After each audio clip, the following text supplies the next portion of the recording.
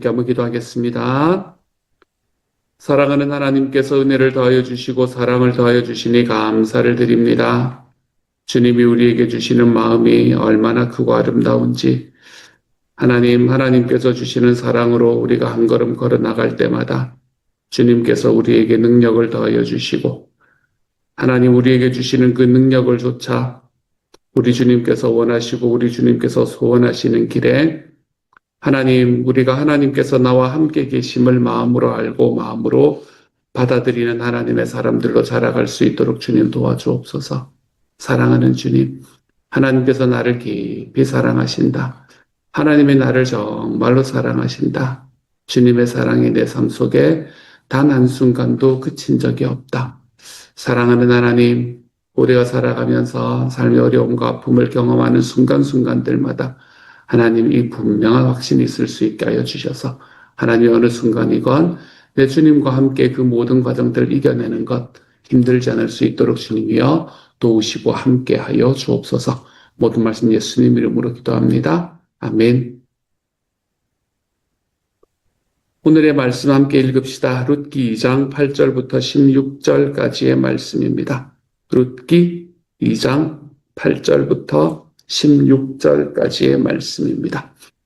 룻기 2장 8절부터 16절까지의 말씀 우리 같은 목소리를 읽습니다. 시작. 보아스가 룻에게 이르되 내 딸아 들으라. 이삭을 주우러 다른 밭으로 가지 말며 여기서 떠나지 말고 나의 소녀들과 함께 있으라. 그들이 베는 밭을 보고 그들을 따르라. 내가 그 소년들에게 명령하여 너를 건드리지 말라 하였느니라. 목이 마르거든 그릇에 가서 소년들이 길어온 것을 마실지니라 하는지라. 룻이 엎드려 얼굴을 땅에 대고 절하며 그에게 이르되 나는 이방 여인이거늘 당신이 어찌하여 내게 은혜를 베푸시며 나를 돌보시나이까 하니 보아스가 그에게 대답하여 이르되 내 남편이 죽은 후로 내가 시어머니에게 행한 모든 것과 내 부모와 고국을 떠나 전에 알지 못하던 백성에게로 온 일이 내게 분명히 알려졌느니라.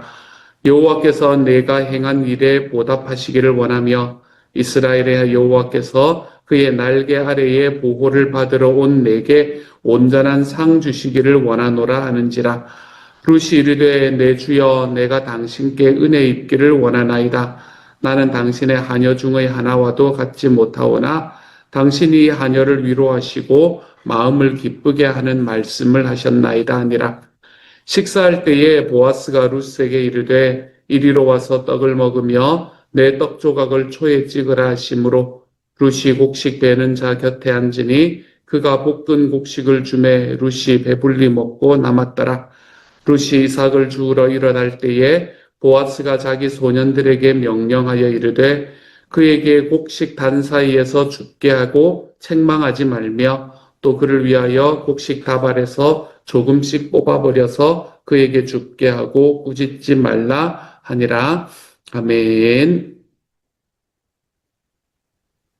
보아스라는 사람이 나오미와 룻이 이제 고향으로 돌아왔다라고 하는 이야기를 들었습니다. 그리고 예전에는 이 이스라엘 때, 유대 때에는 그 추수할 때에 율법이 정하는 룰이 있었었거든요. 그 룰이 뭔가 하면 왜 추수를 하다 보면 요즘처럼 기계로 추수를 하는 게 아니라 사람들이 추수를 하는 거기 때문에 사람들이 이렇게 추수를 하다가 왜 그 밭에 떨어져 있는 것들 있잖아요. 완전하게 다 할 수는 없을 거 아니에요.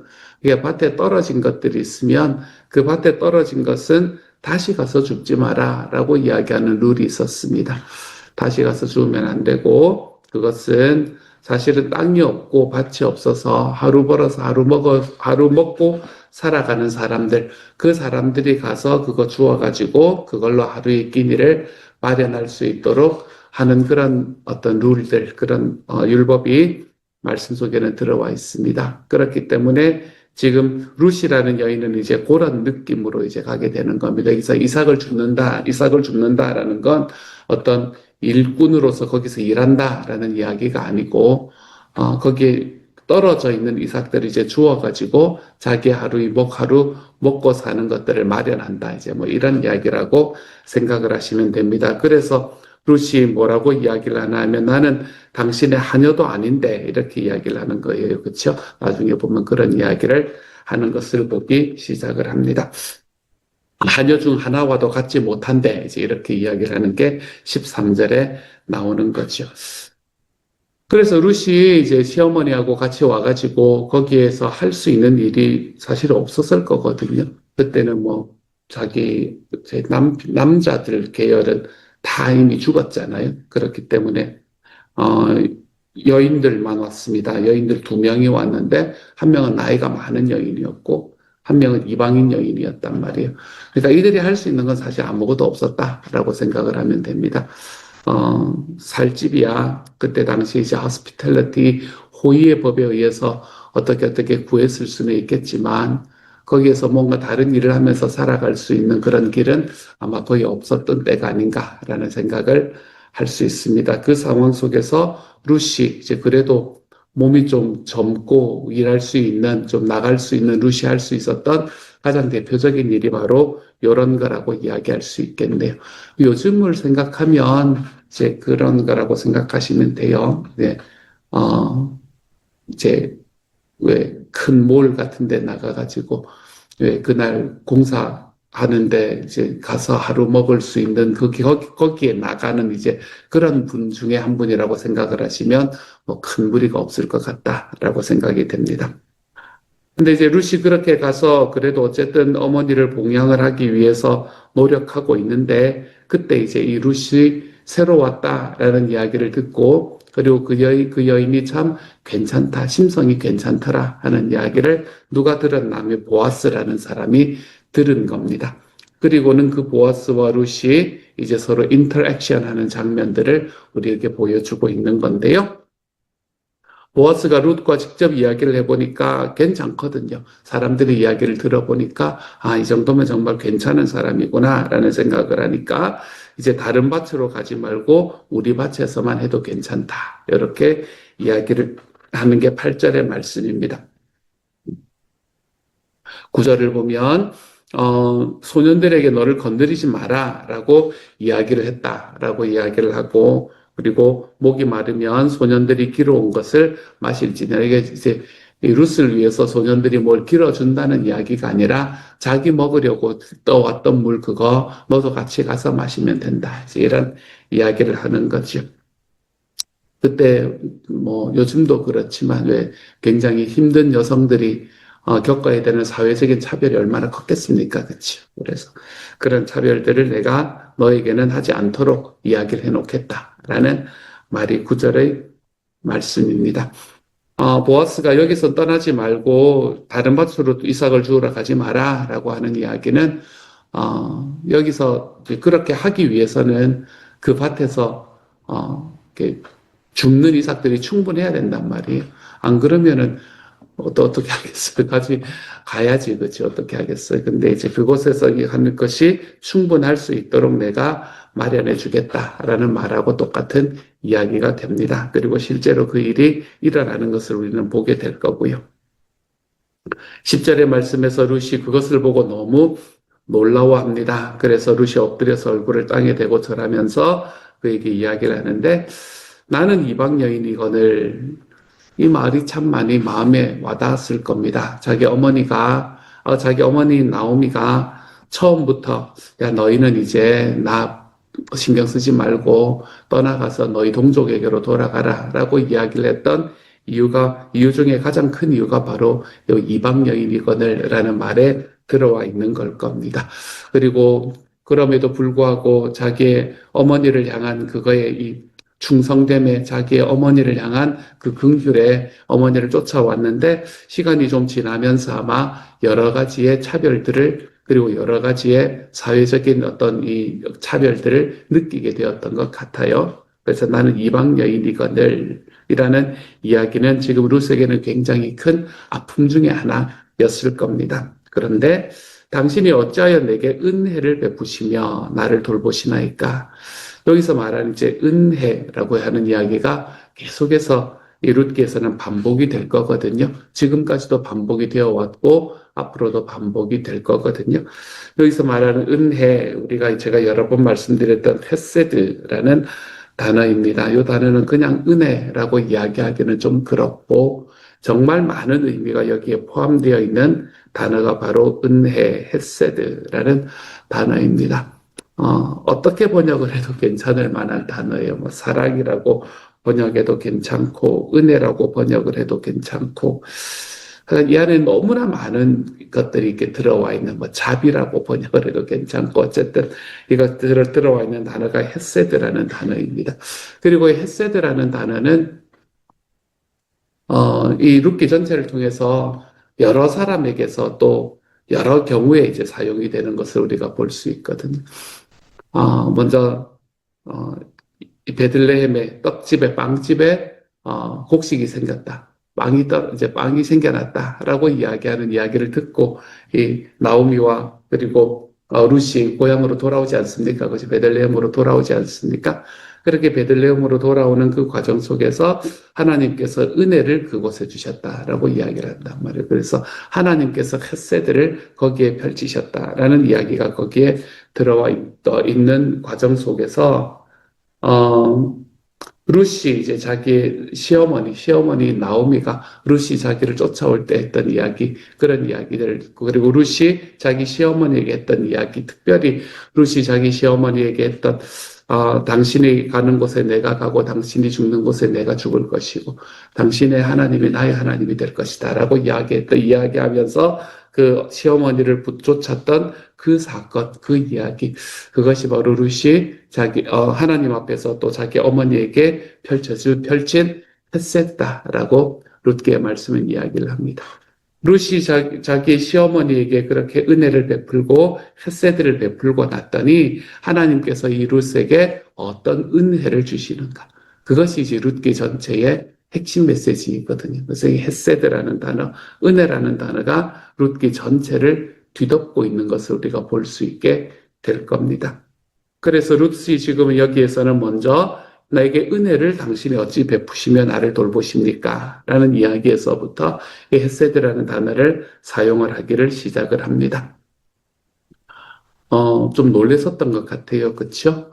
룻은 자기 자신이 어떤 사람인지를 너무 분명히 잘 알고 있었던 것 같습니다. 자격이 없는 사람이다. 라는 그 이야기를 너무나 분명히 알고 있었어요. 내게 당신이 나는 이방 여인이거늘 당신이 어찌하여 내게 은혜를 베푸시며 나는 은혜를 받을 수 있는 존재가 아닙니다. 라고 이야기를 하는 것이 그 아래쪽에 깔려 있다는 게 들리잖아요. 그치? 그러니까 지금 룻은 자기의 상황이 어떤 상황인지 정확하게 알고 있고 그 정확하게 알고 있는 상황 속에서 지금 자기에게 베풀어지는 은혜가 얼마나 자기에게 과분한 것인가 라는 것을 깨닫고 있는 그런 사람의 전형을 보여주고 있습니다. 네가 당신이 어찌하여 내게 은혜를 베푸시며 나를 돌보십니까? 라고 이야기했냐? 하면서 이제 보아스가 11절에서 대답하는 게 뭔가 하면 내 남편이 죽은 후로 내가 시어머니에게 행한 모든 것, 이게 아까 이야기했던 그 헤세드였잖아요. 그쵸? 내가 그 은혜, 그 헤세드, 그리고 그게 뭐였나 하면 내 부모와 고국을 떠나서 전에 알지 못하던 백성에게로 온 일, 시어머니 때문에 네가 감당해야 되어야 했던 그 일이 내게 분명히 알려졌다. 그래서 12절에 여호와께서 내가 행한 일에 보답하시기를 원한다.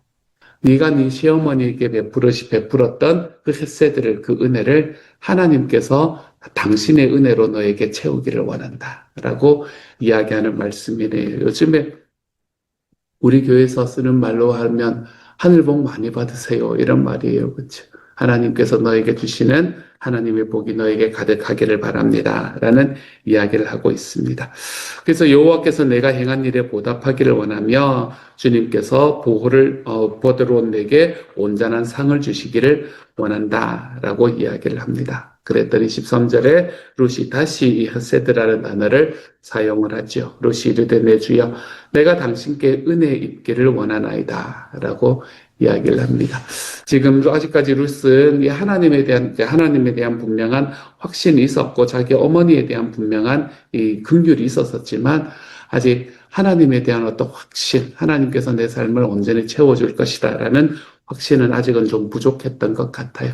그래서 룻이 내가 하나님께 은혜 입는 것도 맞는데 내가 당신께 은혜 입기를 원합니다. 왜냐하면 이게 1차원적이었잖아요. 그렇죠? 눈에 보이는 1차원적인 것을 채워줄 수 있는 것이었을 것이기 때문에 당신께 은혜 입기를 원하나이다 라고 이야기를 합니다. 그리고 그녀는 계속해서 자기의 위치가 어딘지를 너무나 정확하게 인식을 하고 있어요.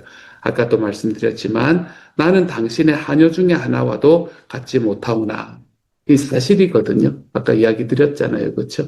하녀들은 그래도 그곳에서 지속적으로 일해서 먹고 살 수 있는 어떤 이 근원이 생기는 사람들이었다면 룻은 하녀도 아니었거든요. 지금 와가지고 다른 사람들이 먼저 와서 거기에서 가져갈 곡식이 없으면 그날은 굶는 거거든요. 이제 이런 상황이었기 때문에 자기를 낮추는 말이기도 하지만 실제로 저희 지금 룻의 상황을 표현하고 있는 말이기도 합니다. 당신의 하녀 중에 하나와도 같지 못하오나 당신이 하녀를 위로하시고 마음을 기쁘게 하는 말씀을 하셨나이다. 당신의 이야기에 내 마음이 기쁩니다. 라고 이야기를 하네요. 이렇게 이야기를 하고 난 다음에 이제 보아스는 말만 하는 사람이 아니었던 것 같아요. 보아스는 자기가 말한 것을 행동으로 옮기는 사람이었습니다.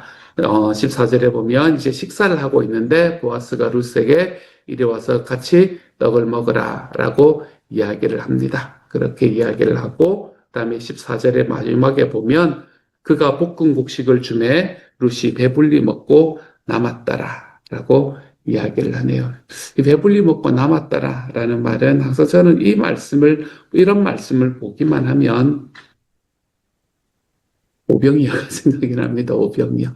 하나님께서는 충분히 먹고 남을 만큼 주시는 분의 하나님이시다라는 게 저한테는 참 많이 다가옵니다. 하나님은 째째하게 조금씩 이렇게 주시는 분이 아니라 우리가 충분히 먹고 살 만큼도 그만큼을 주시고 그리고도 남을 만큼 주시는 분이시다라고 이야기를 하네요. 그뿐만이 아니라 같은 이야기지만 16절에서 그를 위하여 곡식 다발에서 조금씩 뽑아버려서 그에게 줍게 하고 꾸짖지 말라. 이제 떨어져 있는 것만 줍게 하지 말고 너희가 주울 것들을 또 좀 만들어줘라.